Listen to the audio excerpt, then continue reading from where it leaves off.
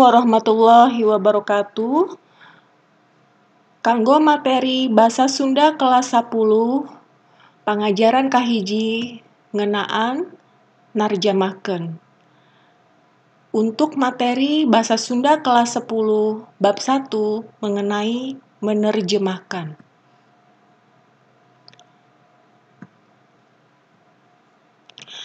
Narjamahkeun teh sok disebut oge alih basa, nyaeta mindahkeun teks tina basa sumber atawa asal kana basa sejen atawa anyar. Menerjemahkan itu disebut juga alih bahasa, yaitu memindahkan teks dari bahasa sumber atau asal ke bahasa lainnya atau baru. Narjamahkeun disebut oge nyalin atawa mindahkeun hiji basa kana basa sejenna. Menerjemahkan disebut juga menyalin atau memindahkan satu bahasa ke bahasa lainnya. Jadi, narjamahkeun disebut oge nyalin atawa mindahkeun hiji basa kana basa sejen. Menerjemahkan disebut juga menyalin atau memindahkan satu bahasa ke bahasa lain. Ieu dihandap contoh terjemahan nu dicutat tina buku Jatiwangi Sunda Indonesia karangan Ajip Rosidi 2004. Baca Sing Imet. Ini di bawah contoh terjemahan yang diambil dari buku Jatiwangi Sunda Indonesia karangan Ajip Rosidi 2004. Baca yang teliti. Dina bahasa Indonesiana, dalam bahasa Indonesianya, semasa bermukim di Osaka, Jepang, saya mendapatkan kesempatan untuk membaca buku-buku teori sastra dan budaya yang sebelumnya tak pernah terbaca, karena bukunya pun tak pernah sampai ke negeri kita. Maklumlah, impor buku ke Indonesia mengutamakan buku-buku kedokteran, teknik, manajemen, dan sejenisnya. Sedangkan buku mengenai sastra dan budaya tak pernah masuk ke sini. Karya-karya sastra pun tak pernah masuk ke sini. Buku cerita yang masuk ke sini hanya sebatas bacaan pop yang di negerinya sendiri dianggap sampah. Dina bahasa Sundana, dalam bahasa Sundanya, mangsap mangkuk di Osaka, Jepang, kuring menang kasempatan macaan buku-buku teori sastra jeung budaya anu samemehna mah tara kabaca. Da buku natara nepi ka urang. Bubuhan impor buku ka Indonesia ngutamakeun buku-buku kadokteran, teknik, manajemen, jeung sabangsana. Ari buku ngeunaan sastra jeung budaya mah tara arasup. Karya-karya sastra ge tara asup. Buku carita anu asup ngan ukur bacaan pop nu di nagarana dianggap runtah. Padika narjamahkeun, aturan menerjemahkan. Narjamahkeun teh aya padika atawa aturanana. Menerjemahkan itu ada aturannya. Pangpangna kudu boga kamampuh dina basa nu rek diterjemahkanana. Utamanya, harus mempunyai kemampuan dalam bahasa yang mau diterjemahkannya. Aya 3 kamampu basa nu kudu kacangking mun urang rek narjamahkeun nyaeta. Ada 3 kemampuan bahasa yang harus dikuasai kalau kita mau menerjemahkan, yaitu anu A, kamampuh gramatikal, mangrupa pangaweuruh ngeunaan kekecapan, nyusun kalimah, nyusun alinea, jeung ngalarapkeun ejahan. Yang A, kemampuan gramatikal, berupa pengetahuan mengenai kosakata, menyusun kalimat, menyusun alinea, dan penerapan ejaan. Anu B, kamampuh sosiolinguistik, mangrupa pangaweuruh ngeunaan hiji basa dina kahirupan sapopoe di masyarakat pamakena. Yang B, kamampuan sosiolinguistik, berupa pengetahuan mengenai satu bahasa dalam kehidupan sehari-hari di masyarakat pemakainya. Anu C, kamampuh semantik, mangrupa kamampuh dina ngaguar harti atawa makna teks anu rek diterjemahkeun. Yang C, kemampuan semantik, berupa kemampuan dalam menjelaskan arti atau makna teks yang mau diterjemahkan. Narjamahkeun teh lain ngan bener kekecapanana, tapi kudu kapanggih rasa basa deui. Menerjemahkan itu tidak hanya bukan hanya benar pengucapannya, tapi harus dapat rasa bahasanya juga. Upamana aya kalimat dina bahasa Indonesia. Contohnya ada kalimat dalam bahasa Indonesia seperti ini. Matahari akan tenggelam. Hasil terjemahan karena bahasa Sundana, hasil terjemahan ke bahasa Sundanya, anu A panon poe rek surup, anu B panon poe rek titelem. Terjemahanana mah duanana ge bener, ngan rasa bahasana anu B teu benang. Ya. Jadi terjemahannya mah dua-duanya itu betul, ya benar. Tapi rasa bahasanya yang B ini tidak tepat, ya, tidak pas. Metode narjamahkeun. Aya opat. Ya.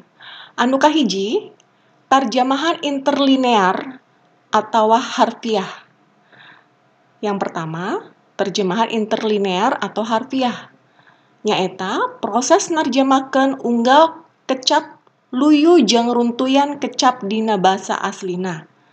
Yaitu proses menerjemahkan tiap kata sesuai dengan urutan kata dalam bahasa aslinya. Ya. Anu kedua, terjemahan semantis atau bebas. Yang kedua, terjemahan semantis atau bebas. Nyaeta proses narjamakeun nu teu satia kana basa aslina, ukur ngudak maksud nu dikandungna bae. Ya. Yaitu proses menerjemahkan yang tidak setia, tidak sama ya, tidak sesuai ke bahasa dari bahasa aslinya. Ya. Hanya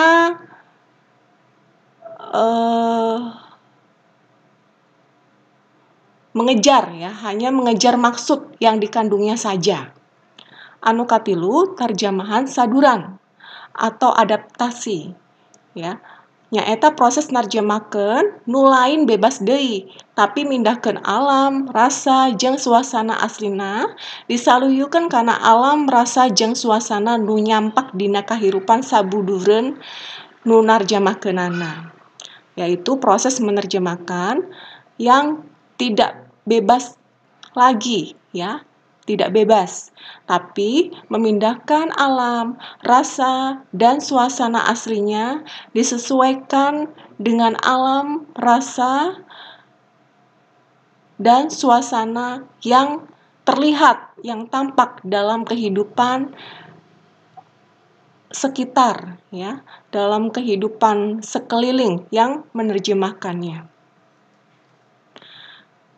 Anu kaopat, terjemahan otomatis. Yang keempat, terjemahan otomatis. Nyaeta proses narjemahkeun ku cara ngagunakeun alat pikeun mindahkeun basa hiji naskah asli kana basa sasaran. Contohna ngagunakeun Google Translate. Yaitu proses menerjemahkan dengan cara menggunakan alat untuk memindahkan bahasa satu naskah asli ke bahasa sasaran. Contohnya menggunakan Google Translate. Proses narjamahkeun teh dimimitian ku mariksa teks asli, narjamahkeun, sarta mariksa deui atau ngedit hasil terjemahan. Proses menerjemahkan itu dimulai dengan memeriksa teks asli, menerjemahkan, dan memeriksa lagi atau mengedit hasil terjemahan. Hal-hal nu kudu diperhatikeun dina prakanana narjamahkeun nyaeta hal-hal yang harus diperhatikan dalam pelaksanaan menerjemahkan, yaitu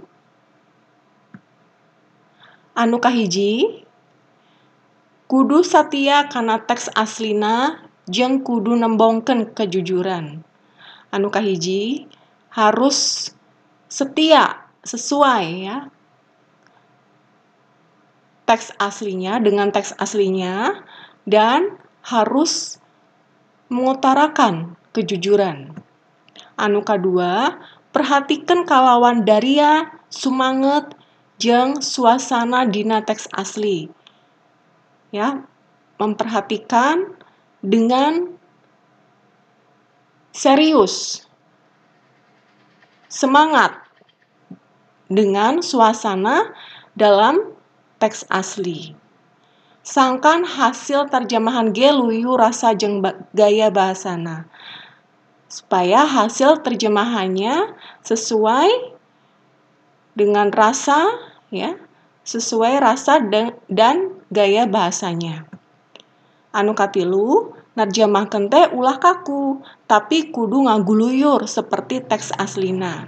Yang ketiga, menerjemahkan itu jangan kaku, tapi harus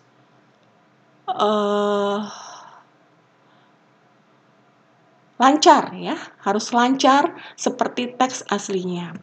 Anu kaopat, hadena narjamahkeun teh dibarengan ku kamus, pikeun ngagampangkeun urang.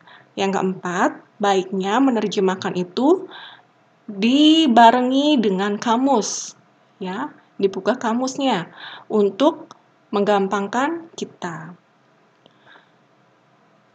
Kamus teh asalna tina bahasa Arab, nu artina buku nu eusina ngeunaan harti kecap-kecap, disusun kalayan alfabetis atawa nurutkeun runtuyan abjad.